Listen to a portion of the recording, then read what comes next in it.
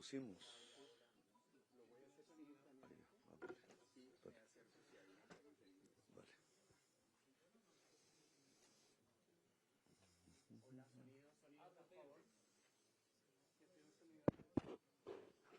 Hola, hola.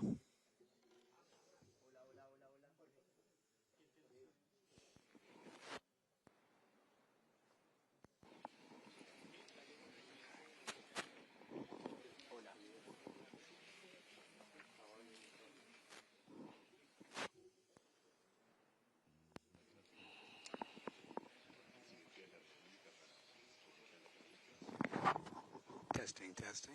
Can you hear that? You can hit the, yes, you can, okay. Testing, testing, testing, testing. You're not hearing it? Okay. Do you see a light on? Is there a light on?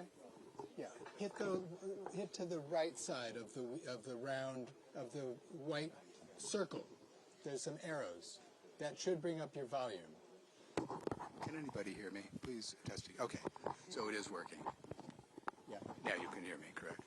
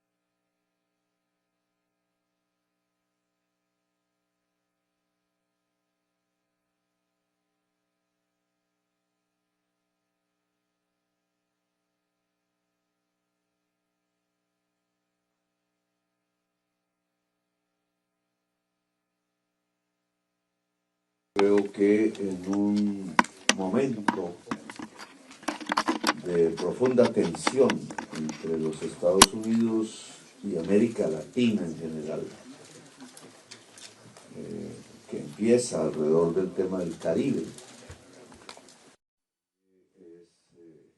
nuestro territorio, lo llamamos así, nuestro mar de paz, por la historia que representa, es un encuentro de culturas.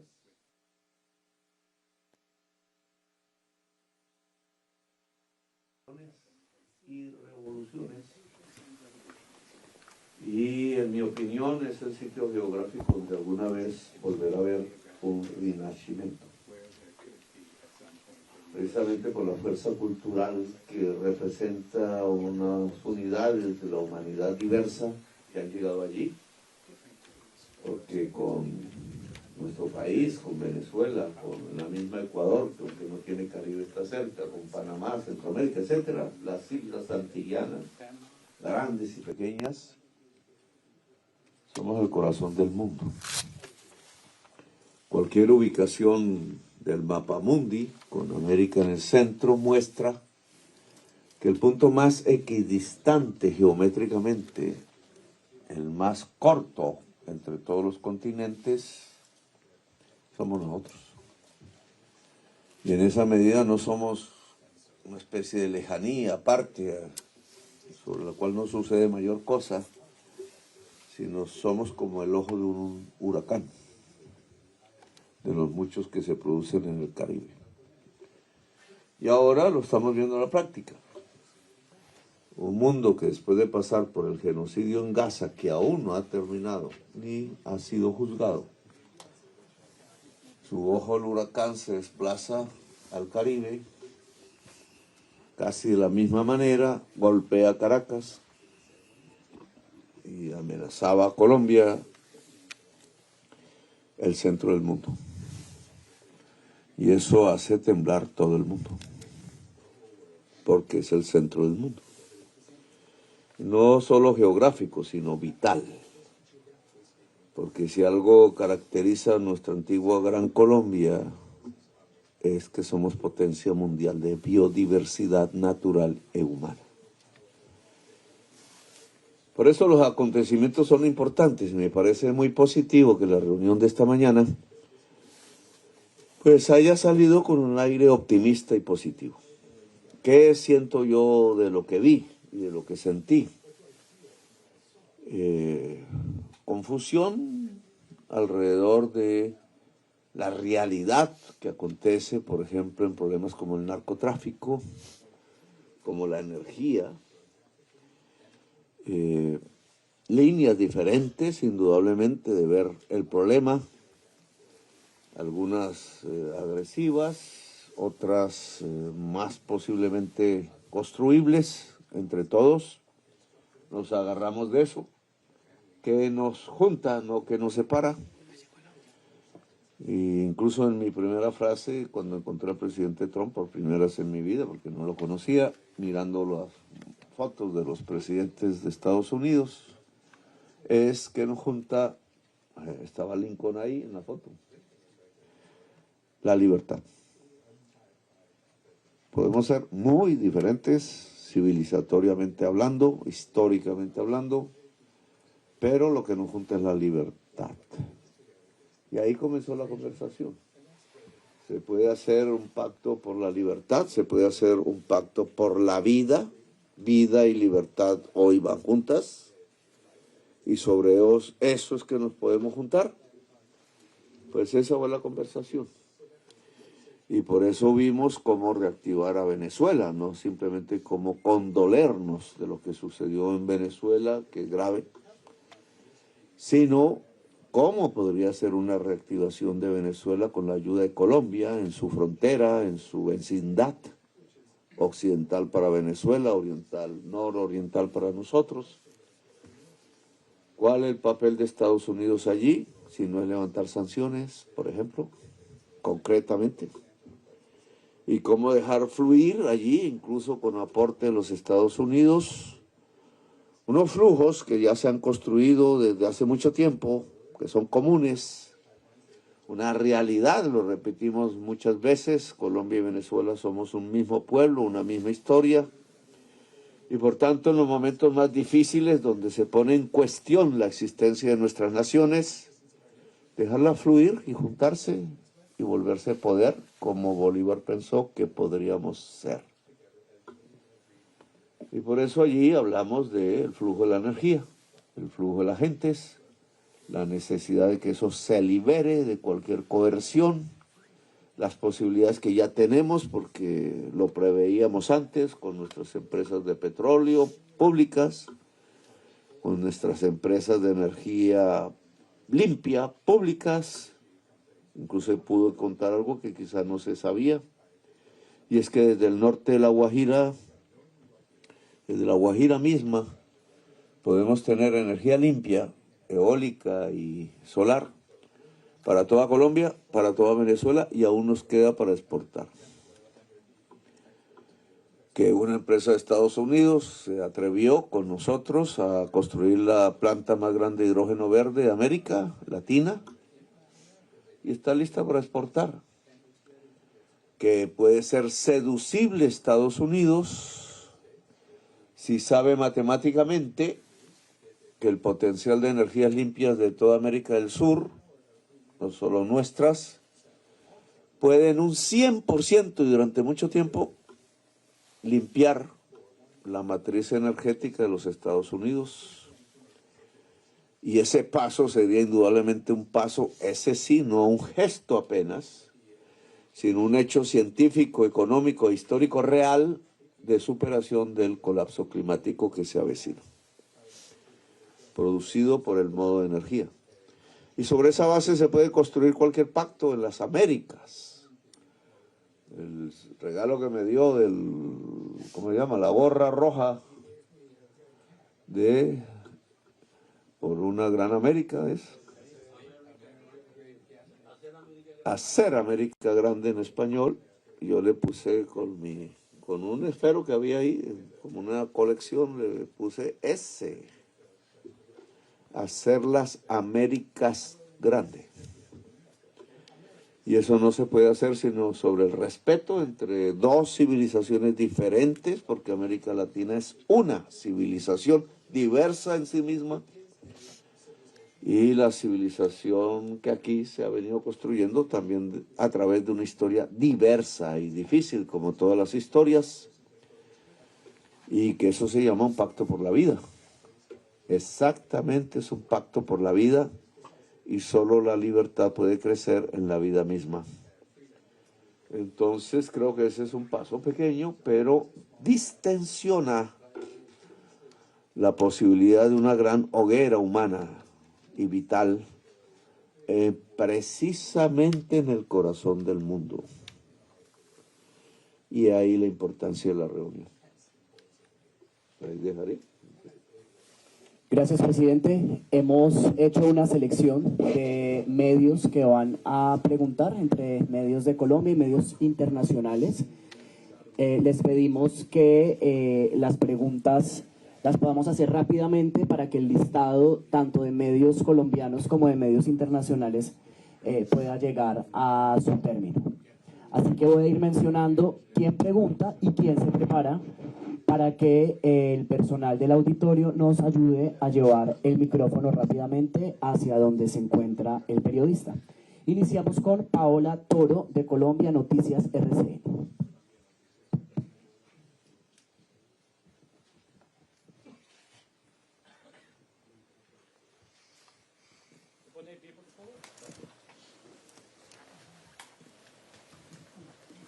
Presidente, ¿qué tal? Muy buenas tardes. Queremos saber más sobre esas posibilidades de las que usted está hablando, que ya hay en Venezuela, con la reactivación de la que usted conversó con el presidente Donald Trump. Usted mencionó en declaraciones a la prensa de la participación que podría tener Ecopetrol, que podría tener monómeros, y también ya sabemos el contexto de petroleras estadounidenses que han pedido a la administración Trump que haya seguridad en el terreno venezolano para que ellos puedan operar. Pero también la administración Trump ha dicho que no hay ningún tipo de seguridad, que operan en cualquier lugar del mundo y que no ofrecen garantías de este tipo. ¿Esto qué quiere decir? ¿Que Ecopetrol va a tener algún tipo de garantía para poder operar en Venezuela? ¿Cómo va a ser? ¿Y de qué posibilidades reales estamos ya hablando? Y en segunda instancia, usted también conversó sobre la situación entre Colombia y Ecuador con el presidente Donald Trump y ha pedido que sea él quien medie en medio de Daniel Noboa y de usted mismo. ¿Cuándo empezaría esto? ¿Ya hay alguna fecha de pronto prevista para una reunión entre ustedes, entre delegados de ambos países, o que sea una lucha en los tres frentes contra el narcotráfico? Gracias. Bueno, ligas dos temas, que es el económico y el narco, que tiene que ver. Porque lo que puede desestabilizar las dos fronteras colombianas, en mención por usted, Venezuela y Ecuador, agregaría otras, agregaría las del mar, Haití, Panamá, República Dominicana y otras, es el narcotráfico.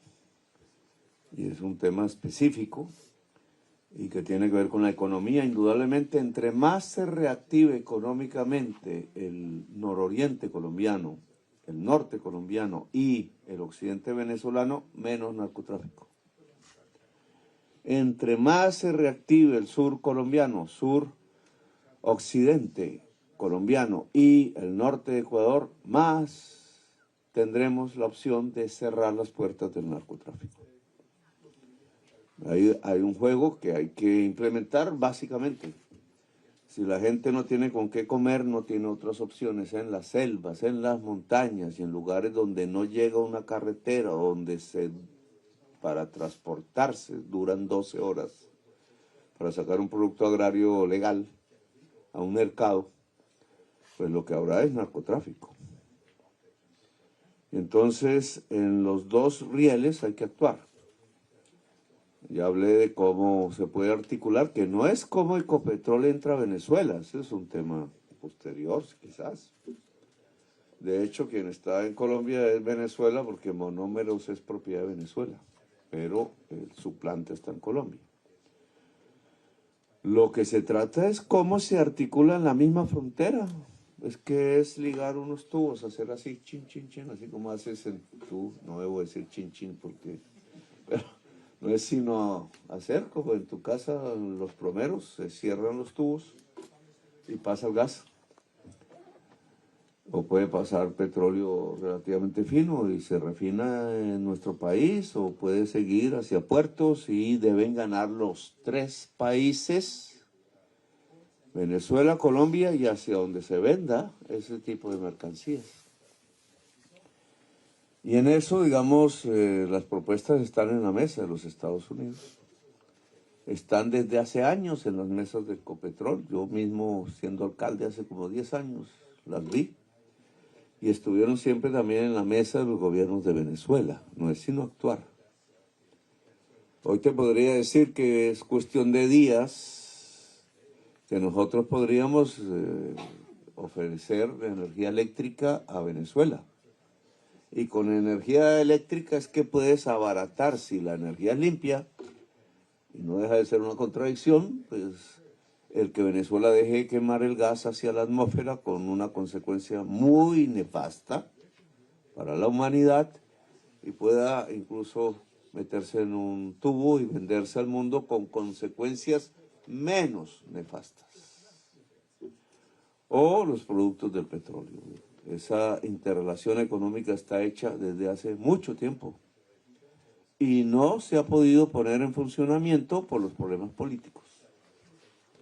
O sea, tanto Venezuela como Colombia, como los mismos Estados Unidos, han perdido, realmente habría que hacer ya el cálculo económico durante todos estos años, por bloquearnos. El mismo Trump lo dijo. Y me sorprendió porque yo tenía otras ideas. Pero ¿por qué pusieron las sanciones tan tontas? Pero yo también digo lo mismo. ¿Y eso para qué? Matarnos de hambre sin soluciones para el conjunto. Es lo más antieconómico e irracional que he visto. Por eso lo primero que hice cuando llegué a la presidencia fue abrir la frontera. Hoy $1.500 millones cruzan y puede ser mucho más y lo que cruza es fundamentalmente comida. En cambio, cuando se cerró la frontera, lo que más se comerció entre los dos países fue cocaína. Es irracional lo que se hizo. El trabajo sobre ya el narcotráfico, que hace usted una parte de su pregunta, pues volví a repetir lo mismo. Hay que ir sobre los capos. En Estados Unidos hay una creencia, incluso penetra cuerpos de inteligencia y la política, igual en Colombia, que los capos son los que andan de uniforme y fusil en Colombia, con los diferentes alias que tú como periodista colombiana conoces. Esa es la segunda línea. La tercera. La primera línea del narcotráfico no es la que te imaginas. La primera línea del narcotráfico vive en Dubái, en Madrid, en Miami. Lo conocen las agencias de los Estados Unidos. Le pasé sus nombres al presidente Trump, sus lazos más allá de sí mismos. Son los capos de capos. Sus capitales están fuera de Colombia. Y hay que perseguirlos conjuntamente a través de una articulación de inteligencias de muchos sectores del mundo, y está propuesto y se está haciendo.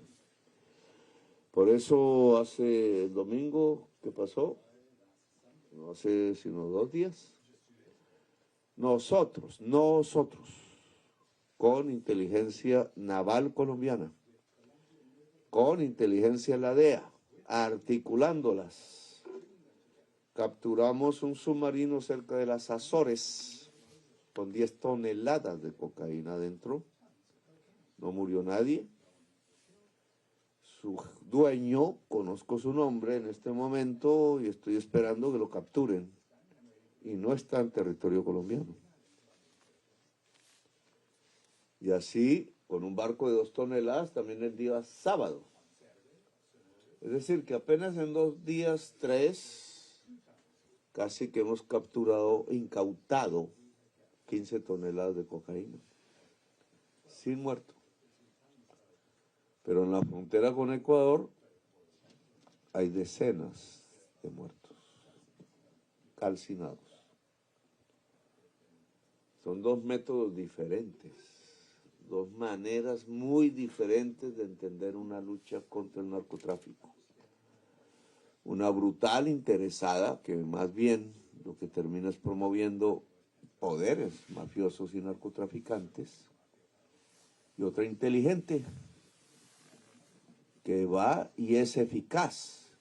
Y se lo dije al presidente Trump, si usted quiere un aliado en la lucha contra el narcotráfico, es contra los capos de los capos. Le mostré los videos de cómo los campesinos hoy por miles, y aquí está la responsable del programa, Gloria, que te puedes presentar, levántate un poco, está logrando que miles de campesinos arranquen ellos mismos de raíz la hoja de coca, la mata de la hoja de coca. Y esa es la manera más eficaz de erradicar. Lo demás es mentiras, porque cae un veneno encima de las hojas, no acaba la vegetación, la mata, la especie, y vuelve y nace más productiva.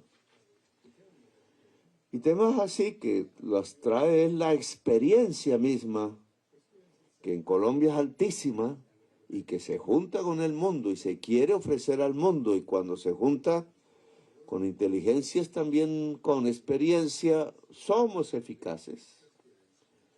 Por eso mi gobierno es el que más miles de toneladas de cocaína ha incautado en toda la historia de la humanidad.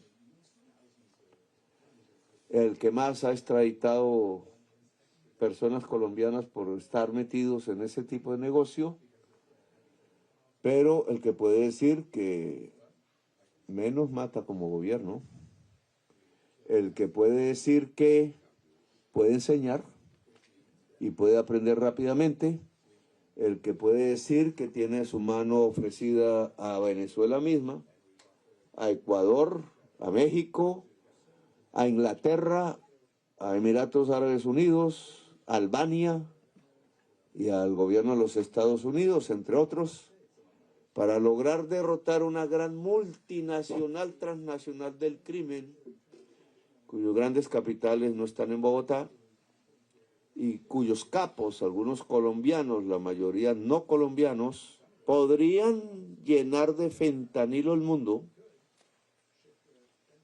con el peligro que eso representa realmente para la especie humana, y podrían ser eficaces en detener los jefes de la gran transnacional del crimen que hoy tenemos, multinacional, como decimos los colombianos. Gracias, señor presidente. Pregunta David Colbert de CNN y se prepara Carlos Ruiz de RTBC Noticias Colombia. Les pedimos a los colegas que, por favor, solo una pregunta. David. Hola, muy buenas. Acabo de ver algunas fotos con usted y el presidente Trump y de verdad parecen ustedes como gran amigos. Y bueno, un mensaje del presidente que dice fue un gran honor, pero hace solo un mes, ¿no? Había una, como dijo usted, una tensión, ¿no? Una guerra de palabras. Entonces, ¿qué cambió? In English, if I can just briefly. If you look at the photos, it seemed that you and President Trump are great friends, that there are no differences between the two of you, and yet, when we go back just a month, as you mentioned, there was a real tension between the two countries. So my question is, what changed? Creo que con algo de optimismo, sobre todo América Latina, que es donde primero tiene efecto este tipo de noticias, y yo creo que más lejanamente el resto del planeta, pueden ver otro camino. Hace un mes nomás, yo me remontaría cuando estuve en la Asamblea de Naciones Unidas en Nueva York, año pasado. Lo que había era prácticamente ya la cercanía de una guerra total. Yo mismo me atreví a proponer en Naciones Unidas, bajo la inmunidad del Tratado de las Naciones Unidas, que parecía que no quedaba otra alternativa que construir un ejército de salvación y entrar a Palestina a defender Gaza. Eso obviamente fue recibido por quienes están desde otro punto de vista mirando el problema como una agresión, y no lo es.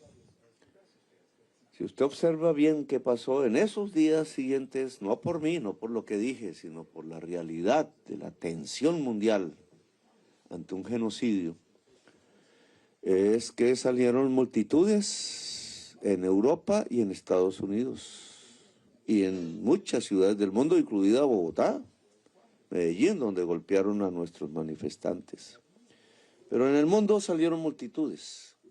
Las palabras dichas en la Asamblea de Naciones Unidas por muchísimos dirigentes que fueron mostrando, incluidos europeos de la OTAN, que la salida del genocidio estaba aislada en la humanidad, se acompañó por multitudes en Europa, en América del Norte, en América del Sur, en Asia, etc. Palabras y multitudes.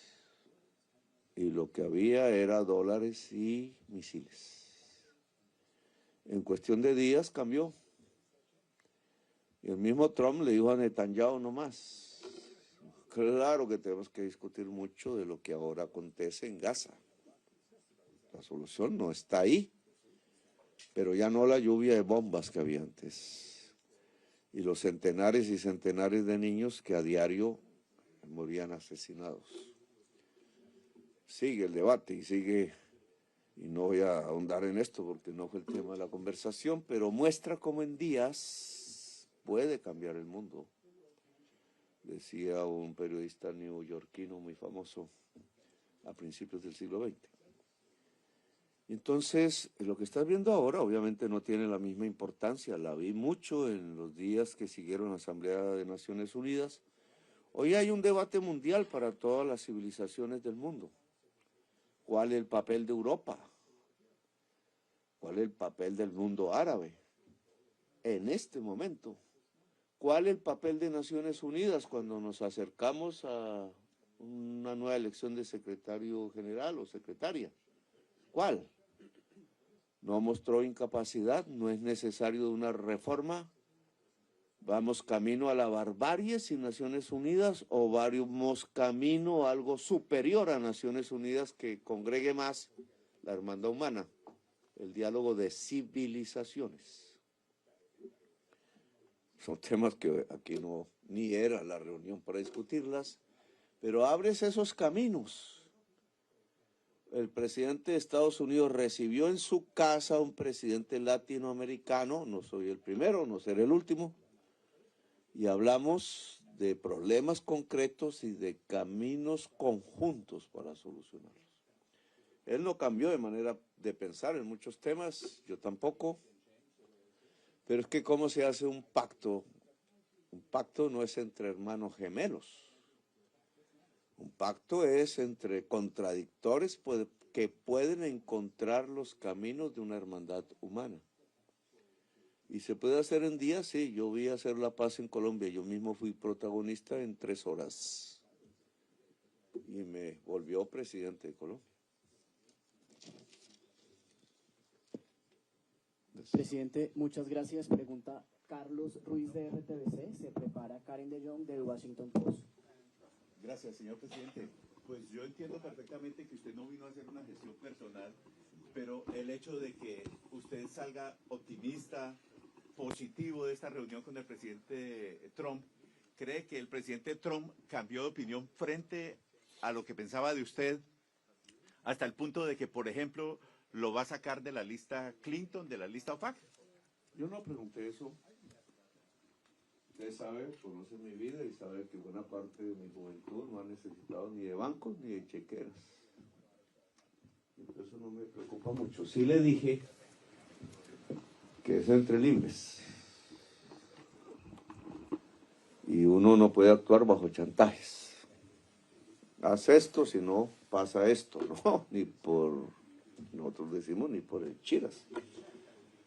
No actuamos bajo chantajes. Y las fotos, creo, y el ambiente de la reunión, creo, demuestran una reunión entre tú y tú, entre iguales, que piensan diferentes, sí, con poderes diferentes, obviamente, pero capaces de encontrar caminos comunes, punto. No personales. Ni él me habló de sus negocios, ni yo de los míos, que no tengo, pero sí lo invité a Cartagena, que le dije que era un lugar muy chévere y bello para estar y vivir. Pero en relación a lo que usted dice, no hablamos de eso. Las consecuencias son lógicas, desde el punto de vista personal. Y, digamos, no me hice elegir para ver si me va mejor o peor como individuo. Presidente, muchas gracias. Pregunta Karen de Jong del Washington Post. Se prepara Catherine Ávila de Blue Radio.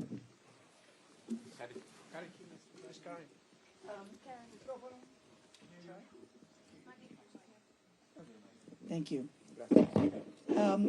Last year, when things were not going very well between you and President Trump, the United States said, President Trump said that he was canceling all United States aid to Colombia. And you later responded that you were canceling intelligence cooperation with Colombia. Are those things off the table now? Thank you. Yo nunca cancelé, dije, anuncié sí, pero nunca cancelé las cooperaciones entre inteligencias porque las amplié. Dado la característica multinacional de los flujos hoy de sustancias psicoactivas que he pedido a Marcela, que está aquí, también puede presentarse aquí. Marcela Tovar es científica de las más reconocidas en el mundo en relación a estos temas de lo que se llaman sustancias psicoactivas, que es ahora nuestra embajadora en Viena y allá tiene que librar en la Comisión de Drogas de Naciones Unidas una batalla, porque lo que tiene que decir qué es sustancia psicoactiva, qué es negativo para el ser humano o más o menos negativo, qué es un veneno mortal, es la ciencia, nada más, no es el prejuicio, es la ciencia. Y ese es el papel que tiene que librar en ese seno de discusión de la humanidad, que está atravesado por mucho prejuicio.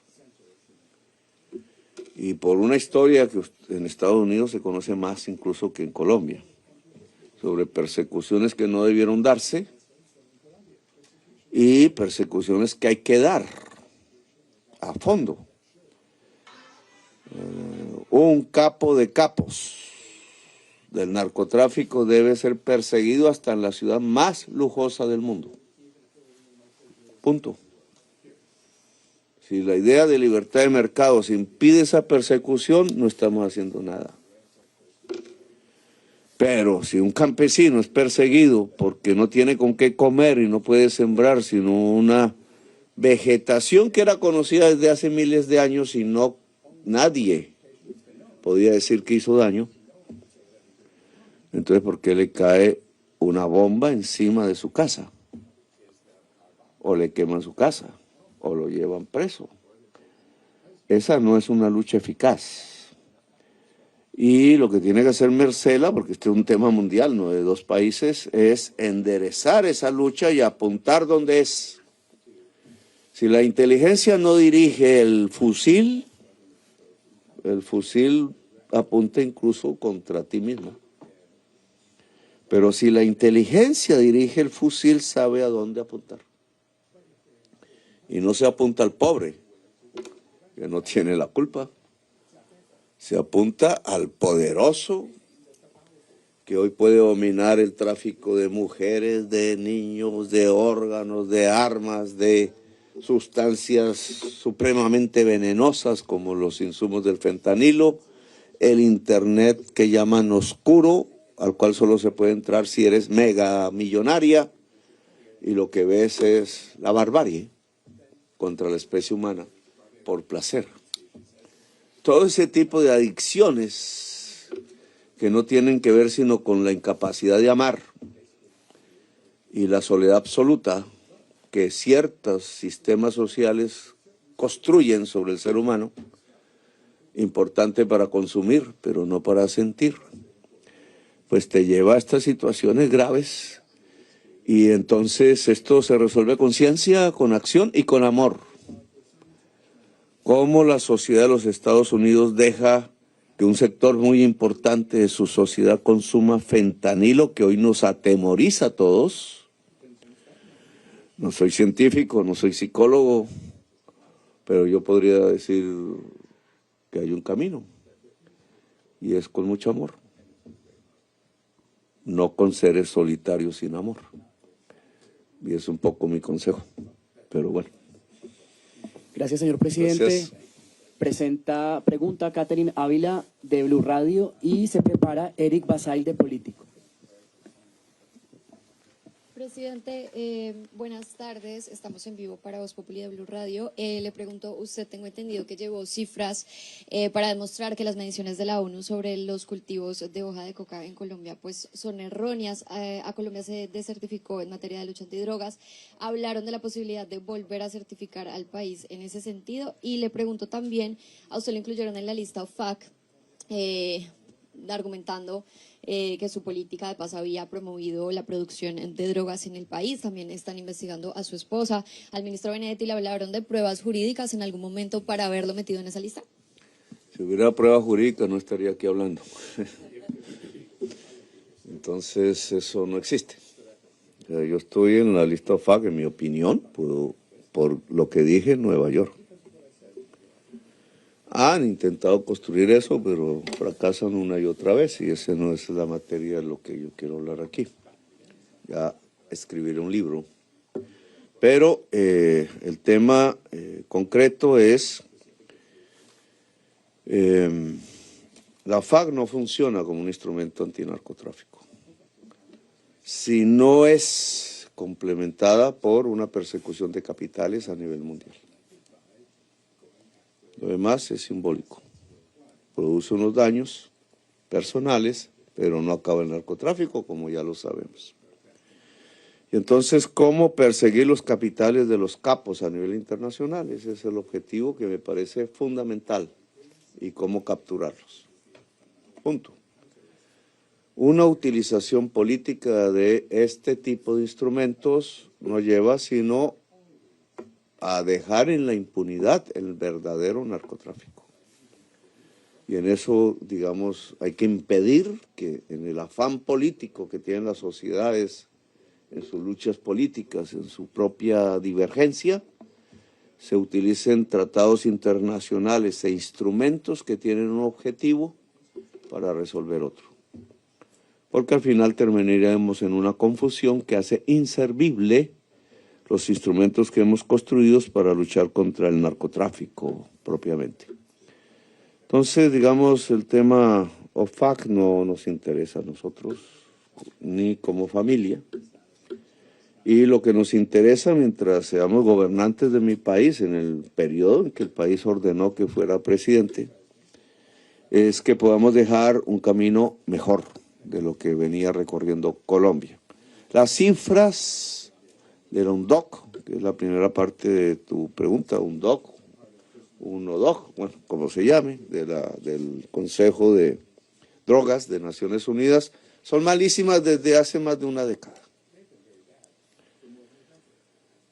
Y uno de los temas de acuerdo con los Estados Unidos, su gobierno, es que tiene que haber una verificación científica independiente.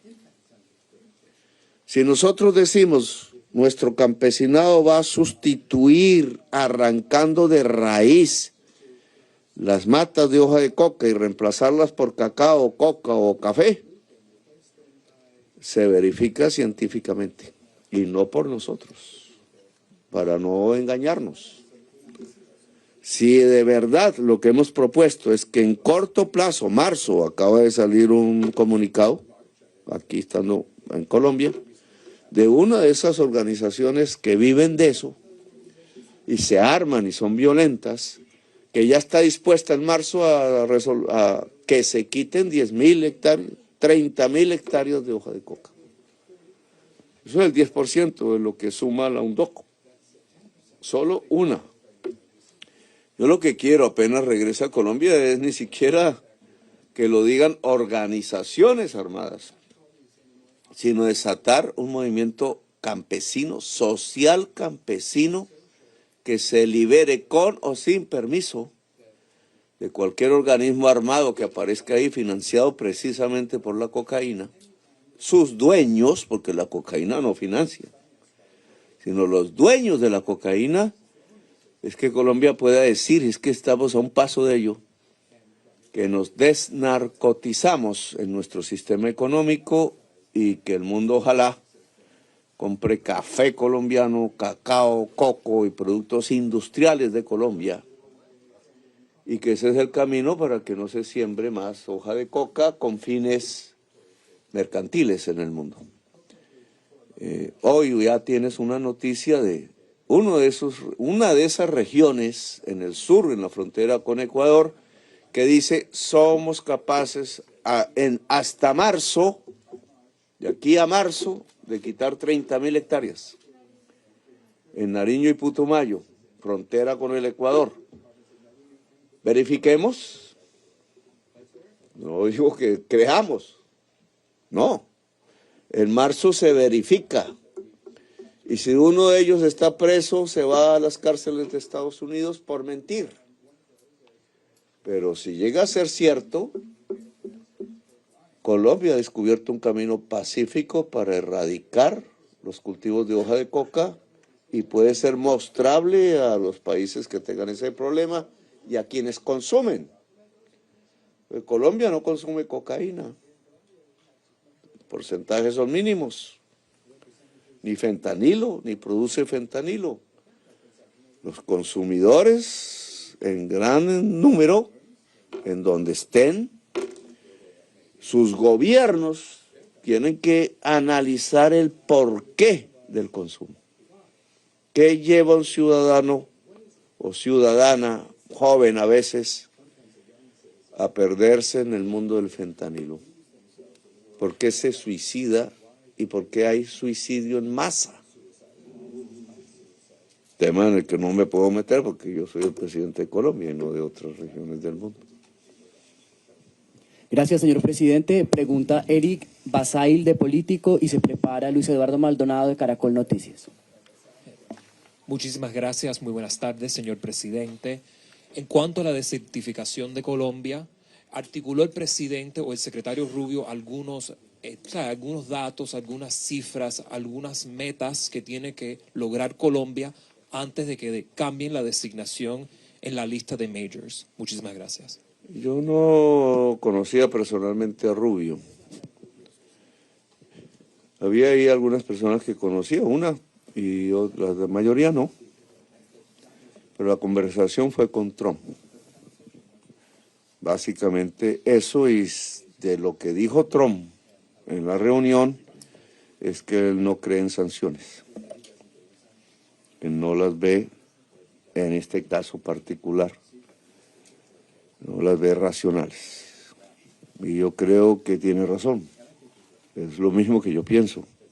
Este no es un camino de sanciones, este es un camino de libertad. Eso me enseñó Simón Bolívar y creo que enseñó aquí también Washington. Entonces es un camino de libertad, y es sobre la base de la libertad que se construyen las verdaderas soluciones. Lo demás no construye sino un camino en donde no queda sino el explosivo, la bomba, los muertos y la sangre. Bueno, gracias. Gracias, señor presidente. Bueno, gracias. Pregunta Luis Eduardo Maldonado. Todavía. De Caracol Maldonado me puede Noticias. preguntar en Bogotá. ¿Cómo me va a dejar por fuera, presidente? Semejante viaje me deja por fuera. ¿Cómo? No, presidente, yo quiero, usted está hablando de Ecuador. Su solicitud concreta, su petición al presidente Trump, ¿cuál es? ¿Lo quiere poner a trabajar para superar esta guerra económica con Ecuador? Pero el papel de él, ¿cuál sería? Y podemos entender con todo lo que han dicho, porque es que el presidente Trump habla maravillas de usted, firmó mensajes muy positivos, usted está hablando muy bien de él. Aquí nace una nueva era diplomática, política y económica de los dos países, ¿con alguna condición? Yo creo que nace un camino, sin caer en vanidades, ¿no? Porque usted sabe que la soberbia es mal, compañero. Y la codicia peor, la codicia mata la vida. Pero aquí nace es un camino, o se fortalece, porque nunca ha desaparecido en realidad. Nace un camino en donde gente diferente, regímenes diferentes, maneras de pensar diferentes, poderes diferentes, porque tenemos nosotros un poder, solo que es diferente, se pueden encontrar. No hay necesidad de boxear, no nos golpeamos, no nos arruñamos, nos sonreímos. I like you, me dijo él. No conozco poco el inglés, entonces pues ahí me toca, me traduzcan, pero y me comprometo a aprender inglés después de que salga la presidencia, porque tendré tiempo, pero es un camino diferente, un encuentro entre diferentes, sin humillaciones de ningún tipo, en donde tratamos de encontrar unas soluciones de acuerdo a la experiencia entre dos naciones, alrededor de problemas concretos. El futuro, la hermandad humana, si las Naciones Unidas sirva o no, es algo que tenemos que encontrar para después. Pero el camino nos enseña que ese después se puede encontrar precisamente hablando, como son los seres humanos, cómo resuelven los problemas los seres humanos. A golpes queda sangre, venganza. Y en los pueblos latinos sí que nos perjudica ese ancestro de la vendetta. No, se solucionan hablando. No es la vendetta, es hablar. El único remedio contra la vendetta es el amor y hablar. Y hablando nos entendemos los seres humanos y eso es lo que hemos mostrado. Esto no es nuevo, es simplemente una nueva demostración de que se puede. Presidente, nos queda una última pregunta. Tema Ecuador, no me respondió Ecuador, presidente. Pregunta Tema Ecuador. Tom Quería ir a Bateman una de librería, BBC. pero ya. Vale. Tom Bateman. Pregunta Tom Bateman de BBC. Hermano, usted hace un... Pregunta Tom yo te Bateman de entiendo, BBC. pero... Primero, no es primera vez, esta es como la 134ª vez que usted no conoce, pero ¿sabes qué hice? Déjame hablar, hermano, un momentico, porque yo te escucho y debes dejarme contestar. Pero una de las cosas que hicimos en la reunión, porque de eso se trata, no de quién mató a Jorge Eliezer Gaitán, no de quién asesinó 6.000 militantes de la Unión Patriótica, no de quién asesinó a Carlos Pizarro, no de quién me torturó a mí en la cárcel. Ojo, pero ¿cuál fue lo que le dijimos a Trump hoy? Le pedimos en una carta escrita en inglés, que saque, ¿cómo es el nombre? Saque a la luz pública,